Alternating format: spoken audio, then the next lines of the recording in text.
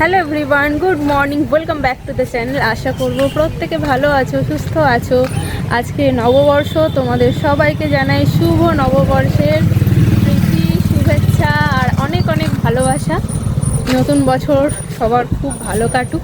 এখন সকাল 10:30 বাজে আর আমরা একটু ব্রেকফাস্ট করে বেরিয়েছি বলতে এই সামনে একটু নদীর পাড়ে এসেছি, যেখানে এর আগে অনেকবার এসে ব্লগ শেয়ার করেছি তোমাদের সাথে। কুট্টুস একটু উঠোনে খেলছিল, তারপরে আমাদের সঙ্গে এলো। এইবারে তো জল আছে ভালো। হ্যাঁ, কিন্তু অন্য অন্য নদীতে আসার সময় দেখলাম জল নেই, যেমন তিস্তা, তোর সাথে এবারে যে বৃষ্টি হয়েছে না, এখানে জল আছে। তো ওই নদীগুলোতেও কেন জল নেই? টিমাতেও তো দেখলাম জল নেই। ওই যেটুকু জল আছে ওগুলোই স্লো হয়ে তো এই নদীগুলোতেও বেরোচ্ছে। চলো একটু হেঁটে চলে যাব। রোজই ভাবি একটু ভোরের দিকে আসবো, জানো আমার পরশু দিনকে 5টার সময় ঘুম ভেঙেছে, হালকা হালকা আলো, তখন মনে হচ্ছিলো একটু এখানে আসি ঘুরতে, কিন্তু গেটে তো তালা, আমি তো খুলতে পারবো না। আর কুট্টুস সকাল সকাল একদম নতুন ড্রেস পরে নিয়েছে, যদিও কুট্টুসেরও স্নান হয়নি, কিন্তু ঘুম থেকে ওঠার পর ওকে আমি একটা নতুন ড্রেস পরিয়ে দিয়েছি। আমার পয়লা বৈশাখের ড্রেসগুলো তোমাদের সাথে এর আগে একটা ব্লগে শেয়ার করছিলাম। তোমরা একজন কমেন্ট করেছো যে তোমার ড্রেস তো দেখালে, কুট্টুসের ড্রেস দেখালেন। তো সেদিনকে আমারগুলো যেহেতু হাতের সামনে ছিল আর এই আলিপুরদুয়ারে আসার জন্য লাগেজ গোছাচ্ছিলাম, তখন ওই জন্য তোমাদের সাথে শেয়ার করে দিয়েছিলাম। কুট্টুসেরগুলো সব তখনও গোছানো ছিল না, ওই জন্য শেয়ার করা হয়নি। এই যে দেখো, কুট্টুস পয়লা বৈশাখে সকালবেলাতেই একটা ড্রেস পরে নিয়েছে, ওরও অনেকগুলোই হয়েছে। আর সৌম্য এই বেলা পড়েনি, স্নান টান করে উঠে পড়বে বা বিকেলে পড়বে। পড়ে গেলে কিন্তু একদম জলই জল আছে। নদী স্নান করবি? এবার হ্যাঁ বলছি। যাস না বাবাই। বাড়িতে এসে আগে স্নান করে নিলাম, করে দেখো এই নতুন কুর্তিটা পরে নিয়েছি। আর ওইদিকে আমাদের রান্না এখনও শেষ হয়নি, রান্না হচ্ছে। সৌম্য আজকে কাতলা মাছ, বরলি মাছ সব নিয়ে এসেছে। আমি বলেছিলাম যে বরলি মাছটা নিয়ে এসো, কিন্তু আজকে আমাদের বরলি মাছ হয়নি, কাতলা মাছ হচ্ছে। এটা হচ্ছে কুট্টুসের সেকেন্ড পয়লা বৈশাখের জামা, তাই তো? পুরী থেকেও দিদুন দিয়েছে। এখন দুপুর 1:30 বাজছে। বাপিকে আগে খেতে দিলাম, তারপর কুট্টুসকে খাইয়ে দিচ্ছি। আজকে আমাদের লাঞ্চে হয়েছে লাউ দিয়ে ডাল, এঁচোড়ের তরকারি, কাতলা মাছ, বেগুন ভাজা, চাটনি আর লাস্টে আছে দই মিষ্টি। সৌম্য গেছে স্নানে। কুট্টুসের আর বাপির খাওয়া হলে তারপরে আমরা তিনজন একসাথে লাঞ্চ করব। দুপুরবেলা একটু রেস্ট নিয়েছি, তারপর চাটা খেয়ে দেখো এবার রেডি হব। আজকে যেহেতু পয়লা বৈশাখ, তাই একটু বাইরে ঘুরতে যাব। তো রেডি হয়ে দেখো আমরা বেরিয়ে গেছি, টোটো নিয়ে একটু যাচ্ছি বাস স্ট্যান্ডের দিকে। আর দেখো এখানকার সোনার দোকানগুলো আজকে খুব সুন্দর করে সাজিয়েছে। আমাদেরও অবশ্য নেমন্তন্ন ছিল, কিন্তু আমি যাইনি। বাপিকে বললাম আমরা তো একটু ঘুরতে বেরোচ্ছি, তুমি যাও।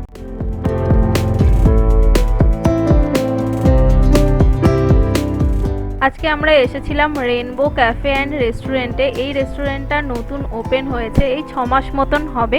তো যেহেতু আজকে পয়লা বৈশাখ, দেখলাম বেশ সুন্দর করে সাজিয়েছে আর বেশ ভিড়ও ছিল। আমরা কিছুক্ষণ ওয়েট করলাম, তারপর জায়গা পেলাম।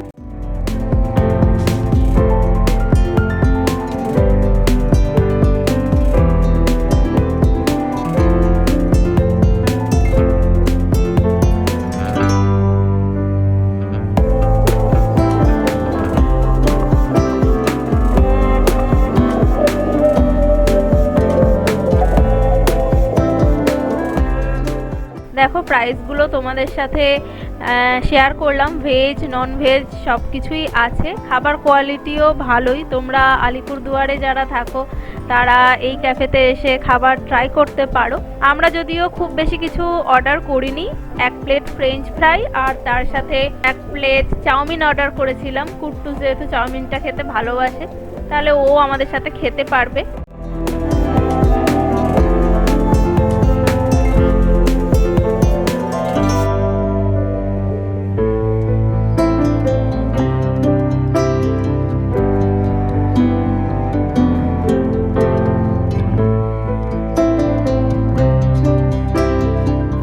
দেখো একা একাই খেয়ে নিল। যেই খাবার ও খেতে পছন্দ করে সেটা সুন্দরভাবে একা খেয়ে নেয়, ওকে খাইয়ে দিতে হয় না। তো চলো আমরা এবার বেরিয়ে যাব। এখন 9:30 পৌনে 10টা মতন বেজে গেছে। এখানকার ওয়েদার বেশ ঠান্ডা। শরফুলিতে মাকে ফোন করলাম, মা বললো ওখানে ভালোই গরম পড়েছে, তবে এখানে গরম সেরকম নেই, হালকা হালকা এখনো ঠান্ডা আছে, মাঝে মাঝে বৃষ্টিও হচ্ছে। আমরা রেস্টুরেন্ট থেকে ফেরার সময় একটু ঠাকুর দেখতে ঢুকলাম। আমাদের বাড়িতে ঢোকার আগের গলিতেই একটা বড় পুজো হচ্ছিল, তো আমরা ঠাকুর দেখতে প্যান্ডেলে ঢুকেছি। বেরিয়েই দেখলাম এক ফোঁটা বৃষ্টি শুরু হয়েছে, বেশ ঠান্ডা হাওয়া দিচ্ছে, তাই তাড়াতাড়ি করে আমরা বেরিয়ে যাচ্ছি। তো চলো, তোমাদের সাথে কালকে মর্নিংয়ে দেখা হচ্ছে।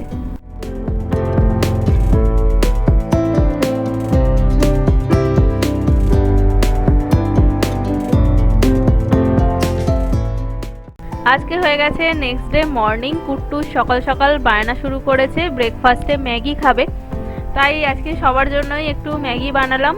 আর আমরা ম্যাগিটা করলে মশলাটা ছাড়াই খাই, একটু আলু ডিম দিয়ে চাউমিনের মতন করে বানালাম। ও বাবা, ধরো আমি সস দিচ্ছি বাপি।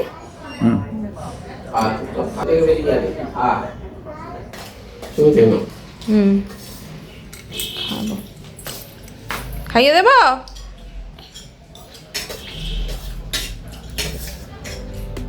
আমাদের ব্রেকফাস্ট হয়ে গেছে, রান্নার দিদি এসে রান্না করছে। এখন সৌম্য যাচ্ছে মামকে নিয়ে একটু চেক আপে। এই মাসে যেহেতু মামের একটা চেক আপ ছিল, সেই জন্যই আমাদের আরও আলিপুরদুয়ারে আসা।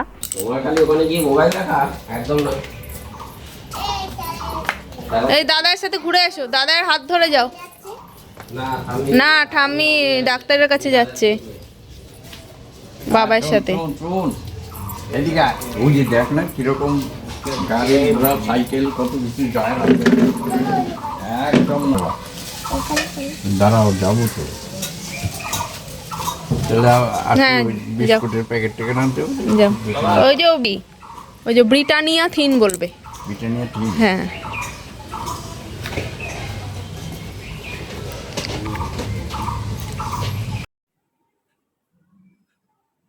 পিঠা এদিকে ক্লুটা দাঁড়াও, তুমি উল্টো দিকে আমি দাঁড়াও, এটা এরকম করে করি, তারপরে আমি বের করে দেবো। পিয়ের উল্টো। হ্যাঁ হ্যাঁ হ্যাঁ, ব্যাস। এবার এইখান থেকে একটা দাগ দাও ছোট, এই এরকম করে ছোট্ট, যেমন দিলাম আমি, এরকম দাগ দেবে। এই যে এরকম, এটা হচ্ছে স্মল লেটারের কিউ। হ্যাঁ, ঘোরাও। হ্যাঁ হ্যাঁ, এই তো সুন্দর হয়েছে। এটা কি? আর স্মল লেটারের আর। এই যে দেখো, কুট্টুস লিখেছে বসে বসে।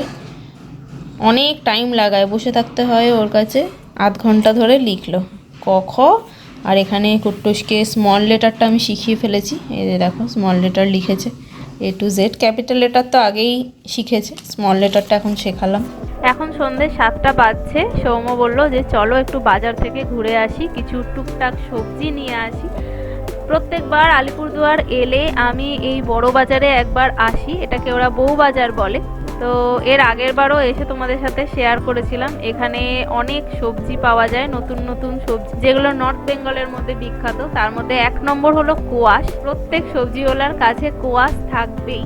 আর এখানকার আলুগুলোও তো তোমাদের সাথে শেয়ার করেছি, আমাদের কলকাতার মতো নয়, এখানে লাল আলুই বেশি পাওয়া যায়। কলকাতায় যেমন আমাদের চন্দ্রমুখী আলুটা বিখ্যাত, এখানকার আলুর কনসেপ্টটাই আলাদা। এখানে একমাত্র ছোট ছোট গোল গোল আলু পাওয়া যায়, আর বড় আলুর মধ্যে লাল আলু। এখানকার আলুগুলো একটু শক্ত হয়, যেগুলো রান্না করার সময় সিদ্ধ হতে একটু টাইম লাগে। তো দেখো, ঘুরতে ঘুরতে আমরা বেশ অনেক সবজি বাজার করে নিয়েছি। চলো এবার বাড়ি ফিরবো।